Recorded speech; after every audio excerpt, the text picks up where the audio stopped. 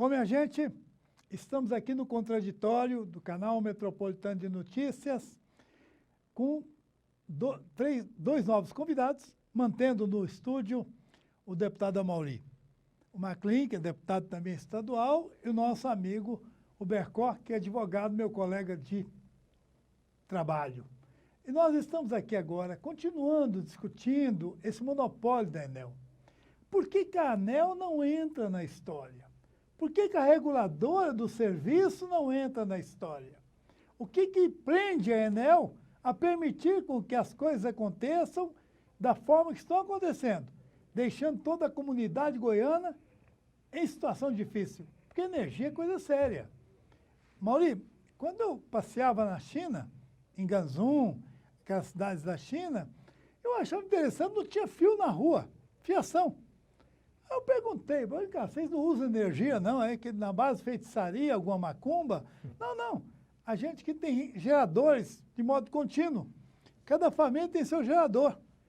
E não usa diesel, não usa modo contínuo. Deu partida 20 anos para trocar um mancal. Aqueles geradores para residência. A indústria não. Eles acabaram fazendo uma grande usina hidrelétrica, uma das maiores do mundo, para atender a indústria de Hong Kong, a indústria das cidades chinesas. O Brasil continua dependendo da fiação que vem da rua para poder ter energia, porque ninguém se arrisca começar a montar aqui no Brasil os geradores de modo contínuo. Eu acho que essa ideia seria ótima, porque eu conheço 3 clínicas em Brasília, funcionam por modo contínuo e nunca tiveram problema até hoje, são mais de 3 anos. Então, eu gostaria de conversar com os 2 novos convidados, você me ajudando a entrevistá-los também, Amaury, porque você passou a ser prata da casa. E, deputado Maclin, o que você vê, como você vê, e na sua região você está me dizendo que melhorou bastante, depois das reclamações da Assembleia Legislativa, depois da CPI da Assembleia Legislativa, a Enel deu uma mexida e parece que está atendendo em boa parte a sua região. Coloca para nós a sua opinião.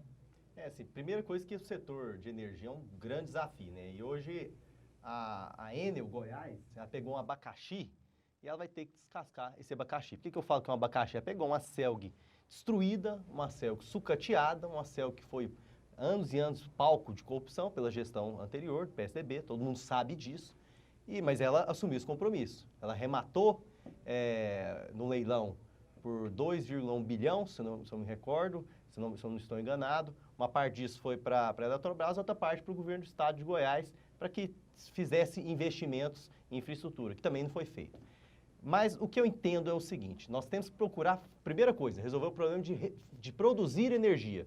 Hoje nós criamos aí, recentemente, uma taxa de escassez hídrica, porque não se tem energia. Então nós temos que trabalhar na produção de energia. Segundo passo, distribuição de energia. Aí nós vamos falar de monopólio ou não. E é bom destacar, eu estava acompanhando o debate ali agora há pouco, quando se fala, nós temos que realmente acabar com o monopólio. Primeiro passo, o monopólio de energia elétrica é um monopólio natural. Por que ele é natural? Não é só pela legislação que limita. Porque mexer com energia, além de ser caro, ter alto investimento, tem que ter expertise. Então não é igual você abrir uma padaria que qualquer um faz um curso de padeiro e vai abrir. Não é esse caminho. Então nós temos que, primeira coisa, termos leis de incentivo para que as pessoas possam ter a produção própria de energia, como por exemplo a energia geradores, a energia fotovoltaica, que é importante. Nós temos que trabalhar nessa forma de incentivar e termos uma regulação firme para cobrar para que as empresas que tenham concessão de energia prestem um serviço de qualidade. Eu falo que além da regulação também tem um trabalho político, porque a Assembleia Legislativa, e ao lado aqui está o deputado Amaury, fez um trabalho de regulação muito maior do que a ANEEL, do que as outras agências reguladoras, e deu um resultado sim. Agora é claro que essa luta e essa cobrança da Enel é uma cobrança constante. Nós não podemos, em momento algum, deixar de cobrar, de baixar fiscalizar. A vigilância. De baixar a vigilância, de fiscalizar e cobrar para que a Enel preste um serviço de qualidade.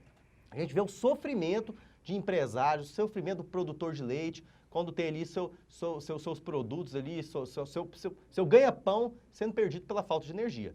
Mas é isso que eu queria pontuar. Nós temos que ver outras formas de produção de energia e principalmente descentralizar isso, estimular para que as pessoas tenham geradores, para que as pessoas tenham produção de energia dentro das suas propriedades rurais. E isso vai, sim, de uma legislação que incentive, que dê incentivos fiscais, que uma política também, uma cultura para que as pessoas passem a investir também na produção de energia própria. E, claro, uma legislação que vai facilitar isso. Marco, na sua visão, que está sempre como advogado, você recebe as reclamações dos usuários.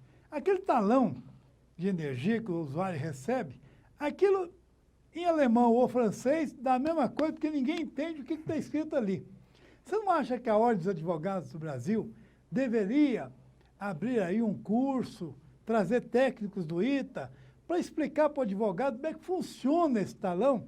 Porque nós, advogados, é que estamos diante do povo, junto com os deputados, que aqui nós temos 2 grandes representantes do povo, mas eles também precisam de assistência técnica. Eles também precisam de que esses técnicos possam entrar e apresentar para o advogado o que está cobrando ali. Eu acabei de dar um exemplo. Minha casa eu pagava R$ 3.800, de repente foi lá tirar o relógio, botar um digital, caiu para 1.200. Quer dizer, alguém me roubou por 16 anos. Depois caiu para R$ 300 no mês de dezembro. A minha casa está sempre cheia de gente. Eu paguei só R$ 300. Falei, mas tem alguma coisa errada? Esse relógio que eles colocaram ali está funcionando bem ou mal? Embora eu ache que nós devemos questionar essa questão, você não acha que a OAB tinha que entrar nisso para que nós possamos dar ao nosso consumidor um alento, uma defesa, porque os deputados fizeram a parte deles.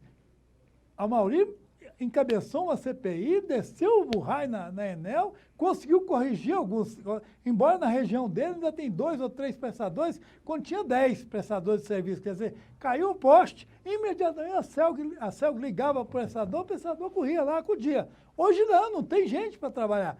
A Enel está guardando o dinheiro no bolso e não investe no sistema de assistência e manutenção. Isso é muito sério. Qual é a sua opinião? Sobre a questão da própria ordem dos advogados, eu entendo que ela não tem prerrogativa, né, para poder legislar. Mas, obviamente, ela, como uma organização que defende também o consumidor, ela tem também esse papel social, né, por meio das notas, por meio das suas relações, de buscar, por parte do próprio Poder Legislativo, da Câmara, do próprio Poder Legislativo da Assembleia, né, maior regulamentação em relação a essa parte que traz sobre a questão do direito do consumidor. Né? Então, hoje a gente tem realmente a conta, uma fatura que vem com um monte de tributo, mais de 26 taxas, mais de 26 encargos e tributos, mais de 40% da conta que nós pagamos é só para tributo, só para encargo. E o consumidor não vê isso na ponta. O consumidor na ponta hoje não vê. Né? A gente vê uma precariedade do serviço, né, que ainda tem prestado. Os números têm mostrado isso. Então a gente, discurso de direita, esquerda, não, é só olhar os números. Né? A Enel hoje tem prestado um serviço deficitário desde que pegou, né, essa concessão. Mas aqui eu até pego parte da fala do deputado, que de fato a Enel entrou num processo licitatório, um processo de concessão espinhoso. Né? Ela pegou uma gestão precária, que a CELG deixou, toda uma estrutura precária. Né? E quando a gente debate sobre o sistema de energia, tanto da produção, tanto também da própria distribuição, a gente fala sobre um sistema muito complicado, a gente debater sobre livre comércio, né? sobre liberdade, sobre concorrência. De fato, tem que existir. Sempre tem que existir. Mas é muito complicado. Não tem como você hoje ligar e escolher, não, aqui eu quero a empresa B, quero ter energia que passa pelo cabo da empresa B. Aqui, não, eu quero ter energia que passa pelo cabo da empresa C. É muito complicado, porque sob a perspectiva de investimento, em 30 anos, a empresa ela não recupera esse valor investido. É por isso que a gente tem que ter essa atenção, sim, do nosso legislador, para que nós trabalhemos em regulamentações que tornem mais claros os impostos, os tributos, os encargos que o consumidor paga, e até mesmo para poder inibir que situações assim, né, que situações ofensivas à própria liberdade do consumidor, continuem sendo reproduzidas. A gente não sabe o que a gente paga, quanto a gente paga, e não sabe se realmente poderia estar pagando, que deve estar pagando aquilo que a gente paga. Então, a gente tem que ter noção disso, né? E vem muito de uma cultura que eu acho que o consumidor não tem. Né, que cabe às associações, ao Poder Legislativo trabalhar nas escolas, trabalhar no ensino médio, trabalhar nas faculdades, né, que as pessoas tenham conhecimento sobre seus direitos, que o consumidor entenda sobre o Código de Defesa do Consumidor, né, que não seja um bicho-papão, né, para a nossa sociedade civil. Amaury, você fez umas colocações na primeira parte do nosso programa, muito pertinentes, porque você viveu esse problema e vive esse problema da questão do laticínio na sua região. Precisa da geladeira funcionar, do freezer funcionar, senão coitado do produtor de laticínio, ele vai quebrar. Né? E aconteceu muitos problemas na sua região e você ainda está reclamando que o número de prestadores estão menor do que tinha antes na falida CELG.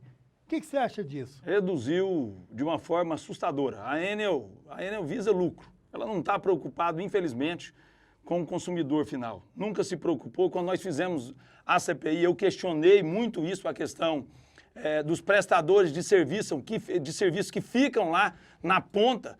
A redução absurda que era isso, quando você ligava era rápido. Você tenta falar no 0800 da Enel, ninguém atende. Quando atende, te enrola, não vai, não faz. 99% dos problemas que nós, produtores rurais, temos na zona rural, onde o produtor fica 4, 5, 6 dias sem energia, é por falta de poda de árvores, de manutenção. É uma coisa simples. Mas o que está faltando? É a manutenção, é a mão de obra humana que a Enel cortou, porque a visão dela é lucro, é lucro. Ah, mas ela comprou uma Celg sucateado. Foda-se se comprou sucateada. Ela sabia que ele estava comprando. Se ela estivesse comprando uma empresa estruturada, ela não tinha pagado 2 bilhões, não, ela tinha pagado 10 bilhões. Essa é a diferença. Então ela tem por obrigação. E outra coisa, já tem 3 anos, mais de 3 anos que ela comprou e não teve estruturação.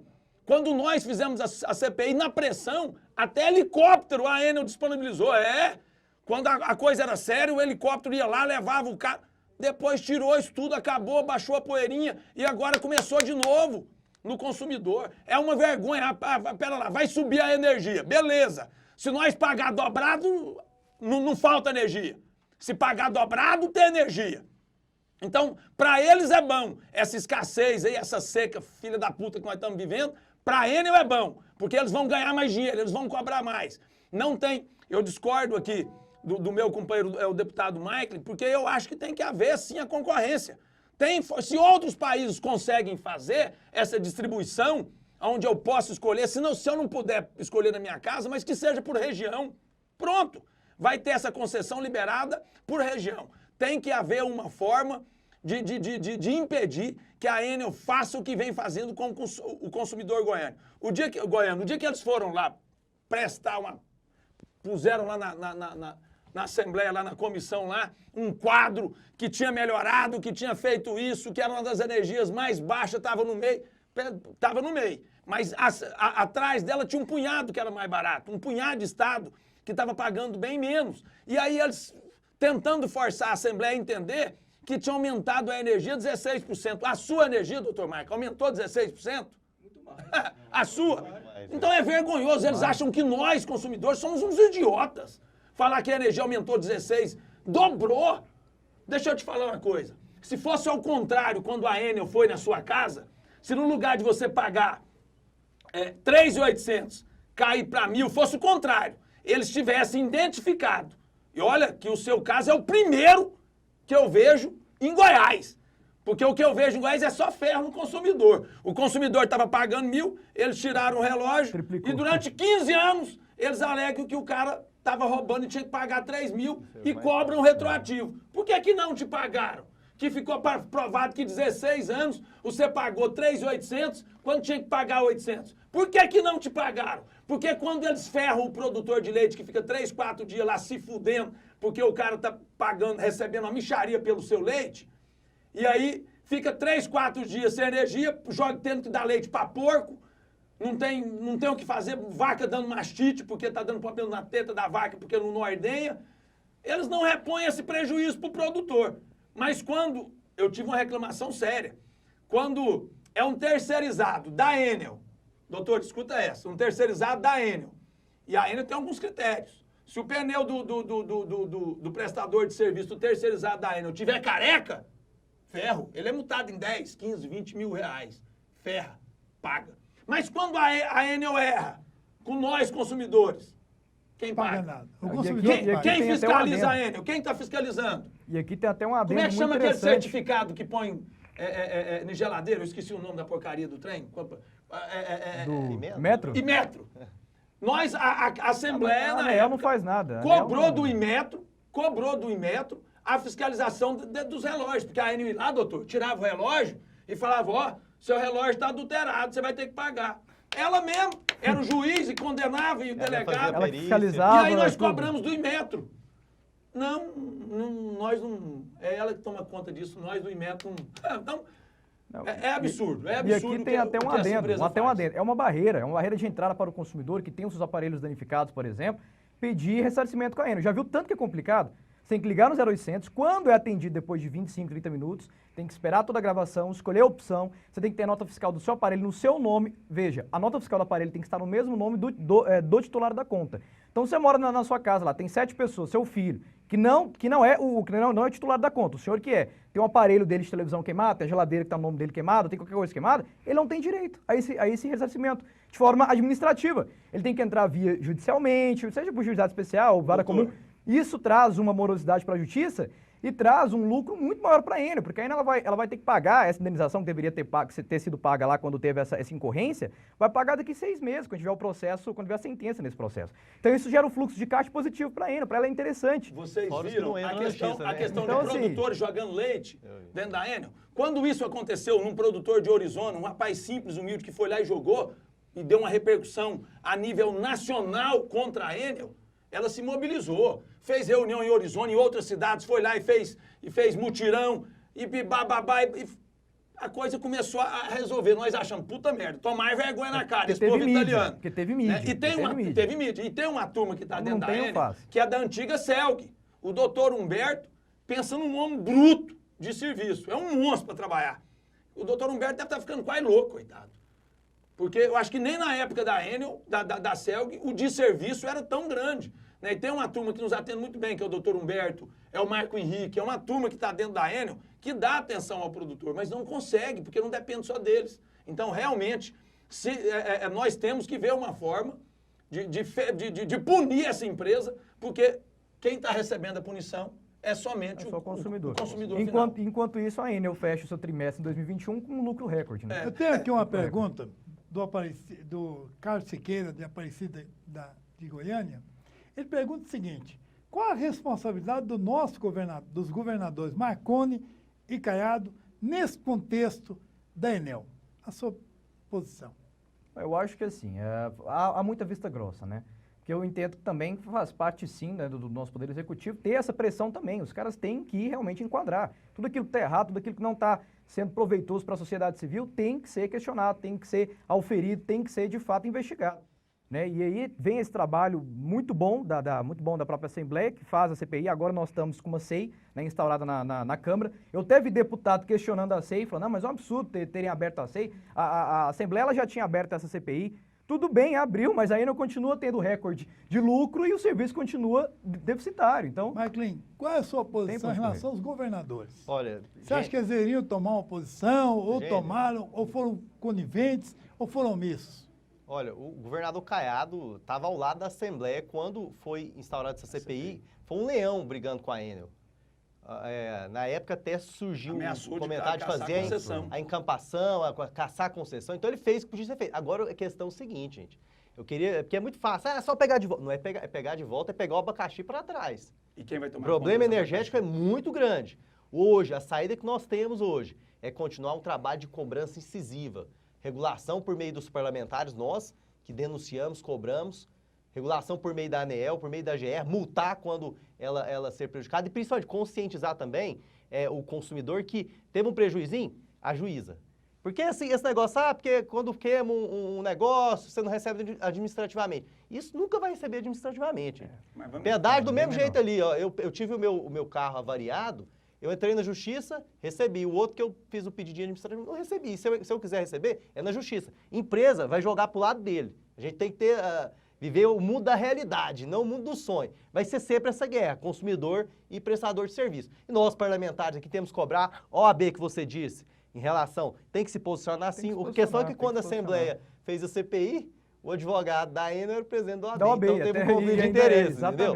Então ficou muito difícil. Então a OAB, que ela é defensora da sociedade, naquele momento ali, não teve como se posicionar contra o contrato que o presidente da OAB, à época, tinha com a própria... E ele foi bobo, né? Foi lá e contrataram o presidente da OAB para ser advogado. Então, aí ficou difícil. A posição sua, Mauri, com referência aos dois governadores, Marconi e Caiado. Para mim é o seguinte, o governo do Marconi estava tão famigerado para vender a Celg e pegar o dinheiro dessa venda, que no contrato a empresa tinha muito direito, mas tinha pouca obrigação. Exatamente. A empresa tinha que ter sido amarrada quando ela foi ser quando ela foi comprar. Pera lá, você vai ter direito, mas você tem essas obrigações. Se você não cumprir suas obrigações, você perde os seus direitos. Isso não foi colocado em contrato. A Enel tem muito direito, eu disse isso para ela na CPI. Disse ao presidente, o italiano. Ele começou a falar, porque nós não podíamos fazer isso, porque eles tinham direito. Eu falei assim, e as suas obrigações, presidente? O senhor esqueceu que o senhor tem obrigações? O senhor está lembrando só dos seus direitos. E suas obrigações contratuais? Eram poucas, mas existiam. Né? O Caiado assumiu essa Enel nessa situação toda, já tinha sido vendida. Na CPI, como disse aqui o deputado, o Caiado esteve presente ao lado da Assembleia, inclusive encampando uma possível, mesmo que não havia legalidade para isso, mas ele encampou isso. Feitou, né? Não, mas ele de tirar essa concessão. Não consegue, não é porque simples assim. é a nível federal. Essa é a nossa situação, é o que o Vinícius uma falou. prerrogativa. Isso tinha que partir do Estado, mas não. Se o governador Ronaldo Caiado quiser caçar a concessão, ele não pode. Isso cabe ao governo federal. Mas E outra questão que é bom destacar é o seguinte. O governador tem o poder de sentar com o presidente da Dialogar, República, com o conversar. ministro. Mas isso Principalmente é feito demais. fiscalizar. Começar a discutir Isso foi isso. feito, entendeu? O que eu quero dizer é o seguinte, tanto a Assembleia Legislativa quanto o governador trabalhou dentro das possibilidades do contrato que foi feito pelo ex-governador Marconi Perillo, que foi uma porcaria, como o Mauri disse. Só direitos para a Enel. É bom destacar para você ver, além de pagar uma migalha pela Enel, ela ainda recebeu um incentivo fiscal de crédito outorgado de, não sei, quase 7 bilhões para pagar os possíveis e também os já existentes dívidas trabalhistas, a maioria são trabalhistas e outras dívidas. Então ela tem 7 bilhões de crédito outorgado de incentivo fiscal. E o E pior, está no Mike, contrato do Marconi. O Goiás recebeu da venda da Enel 1 bi. Não deu 1 bi. 900 E milhões. teve que assumir uma dívida, doutor, se eu não me engano, mais de 5 bi. Que foi dado em crédito outorgado. Exatamente. É um absurdo, não é? Aí, O senhor imagina? Isso é uma vergonha. Mauri, e agora... O que fizeram com esse Estado. Exatamente. Então, o E quem governador paga a Ronaldo conta é o Caiado... contribuinte. o Acabou. governador Ronaldo Caiado pegou um Estado arrebentado. Arrebentado. Folha atrasada, nunca atrasou folha. Pagou o salário atrasado. Se investiu vamos lá na educação. Se investiu mais de 100 milhões de reais na educação somente em reformas de escolas, o que nunca havia sido feito. Nós saímos de 200 UTIs para mais de 1.000 UTIs dentro do Estado. Vários municípios. Nós tínhamos policiais que ganhavam, agora vamos para a segurança, de policiais que ganhavam R$ 1.500, que era uma vergonha, policial de terceira categoria, e foi para mais de 5 mil. Nós temos a polícia mais respeitada do país, sabe por quê? Segurança pública Sabe por realmente quê? um aumento exponencial. Porque muito bom. agora, o coronel, o sargento, o tenente não precisa, quando prende um malandro, não tem que ligar para saber se pode prender o malandro. Tem autonomia para prender e se for para mandar para o inferno malandro, mandar para o inferno, baixar CPF. E a polícia no estado de Goiás, Se resistir, no ano sim. passado, foi a segunda polícia do país, a matar, a mandar para o inferno bandido em confronto com a polícia. Se Deus quiser, confronto. eu cobrei do comandante que eu queria que esse ano fosse o primeiro. Eu quero que saia no popular. Polícia Militar do Estado de Goiás é a primeira em mandar filha da puta, bandido, pro inferno, em confronto policial. tem até o Porque jargão quem do troca Ronaldo tiro, Caiado, né? quem troca tiro com polícia é bandido. É bandido. Eu não troco tiro com polícia, o senhor não troca, ninguém aqui troca. A força Agora, bandido pública tem que troca. ser respeitada. Tem muito interesse, não. Madião, e essa questão da venda, que foi assim, um preço irrisório, mais esse compromisso aí do Estado dar um incentivo fiscal de quase 7 bilhões. Foi, então, assim, realmente quem ganhou foi só a Enel. E para piorar, a migalha que o Estado de Goiás recebeu, que foi quase 1 bilhão de reais, eles inventaram um programa Goiás na frente que deu cano nos 246 municípios, nas Caiado voltou atrás 246 ainda com o programa. prefeituras do nosso Estado. Muito bem. Uma despedida sua dos nossos telespectadores, Bercó. Fique à vontade. Agradeço, né, a audiência de todos que estão aqui nos assistindo. Me chamo Marco Bercó, agradeço também aos nossos colegas, né, que pude aqui brilhantemente fazer parte nesse debate. E sigamos. Muito obrigado a todos pela audiência. McLean? Olha, muito obrigado, viu, pelo convite. O debate aqui foi acalorado, porque o tema é um tema que gera uma revolta na gente. Nós sabemos a péssima qualidade da Enel. Melhorou um pouquinho, mas nós temos que cobrar cada dia. O papel do parlamento é esse, das agências reguladoras, para que a gente tenha uma prestação de serviço melhor. Debate de energia é um debate muito amplo. Não é uma coisa que você resolve no estalo de dedo, não. Vai desde aquela questão de produzir energia e depois de distribuir. E a questão de acabar com o monopólio é um desafio muito grande, porque não existem inúmeras empresas aí querendo concorrer no mercado, não. Não é igual abrir uma padaria, não. Realmente, são empresas que têm que ter altos recursos financeiros, empresa que tem que ter expertise, e nós não temos várias empresas aqui para poder entrar nesse mercado. Então, é um grande desafio que a gente tem que trabalhar para superar isso. Mauri. Aí eu quero só agradecer o espaço de sempre aqui, a prosa boa. Boa. Às vezes a emoção altera um pouco. Eu quando se trata da Enel, eu tenho uma situação complicada, porque sou um dos deputados que mais sou cobrado, porque eu sou representante aí do produtor, do meio rural, e é quem mais sofre com o desserviço da Enel. O produtor rural, que é quem abastece esse estado e abastece esse país, é o mais prejudicado com o desserviço da Enel. Você imagina, lá na roça, você ficar 3, 4 dias sem energia. Na maioria, ó, eu já fiquei 3 dias sem energia porque caiu aquela bananinha do poste, que é só o cara chegar lá com a varetinha, tuf. Pronto. Eu já fiquei 3 dias, eu ligando na Enel e ninguém ia lá ligar. Sabe o que eu fiz? Eu fui atrás de um amigo que tinha um varão daquele, levei lá e falei, liga essa porra aí pra mim.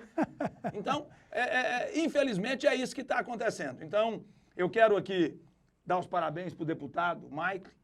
É um deputado que assumiu recentemente, está fazendo um trabalho diferenciado. Sou fã dele, eu queria ter a sensatez dele, viu? Eu queria ter a tranquilidade dele, mas eu não tenho. Mas eu queria ter, né? Doutor Marco, prazer. Muito obrigado, conhecê-lo. E mais uma vez, obrigado. Obrigado pelo espaço. Obrigado por vocês terem vindo.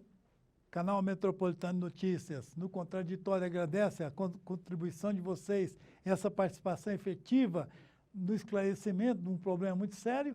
E para nós aqui do Canal Metropolitano Notícias, mais um Contraditório brilhante, levando as ideias para você, nosso telespectador. Tire suas conclusões, forme a sua opinião e comece a trabalhar no sentido de resolver você, como cidadão, dono do voto, nas próximas eleições. Muito obrigado a todos vocês.